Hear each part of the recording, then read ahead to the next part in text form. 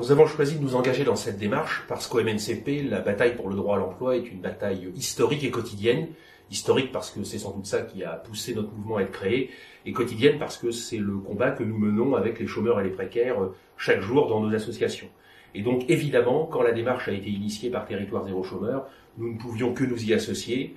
en étant d'ailleurs très attachés non pas à la bataille pour l'emploi, mais bien à la bataille pour le droit à l'emploi, c'est-à-dire le droit à un emploi digne, le droit à un emploi décent, et derrière évidemment le droit à un revenu et le droit à une vie,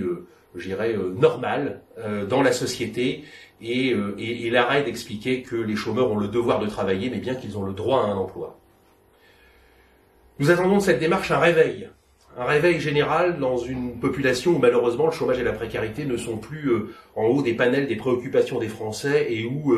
le discours officiel tendrait à penser que nous allons vers un chômage qui ne serait plus que frictionnel et résiduel. Ce n'est évidemment pas du tout notre vision. Non seulement 5% de chômeurs inscrits à France Travail, ça n'est pas résiduel, mais dans la vraie vie, on sait que ce chiffre est bien supérieur et que le nombre de précaires l'est tout autant. Donc nous attendons un réveil des politiques, un réveil du mouvement social, un réveil du secteur associatif, évidemment un réveil des chômeurs et des précaires eux-mêmes. Ils sont les premiers concernés, sans eux rien ne se fera, et j'allais même dire sans eux rien ne doit se faire. Donc on attend de cette démarche, et c'est aussi la raison pour laquelle nous nous y associons avec nos associations, un réveil de l'ensemble de la population sur le fait que le combat prioritaire de notre société aujourd'hui, c'est le combat contre les inégalités, et donc contre le chômage, contre la précarité, et donc pour le droit à l'emploi.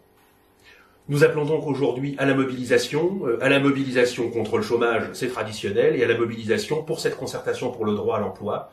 Nous appelons les associations, nous appelons les chômeurs, nous appelons l'ensemble des citoyens, des salariés, des précaires, des retraités à se mobiliser pour que cette concertation pour le droit à l'emploi soit un véritable succès, que les discours et que les pensées changent sur les chômeurs et les précaires, et que derrière cette concertation, il y ait bien évidemment des changements, des évolutions et des décisions prises en faveur des chômeurs et des précaires.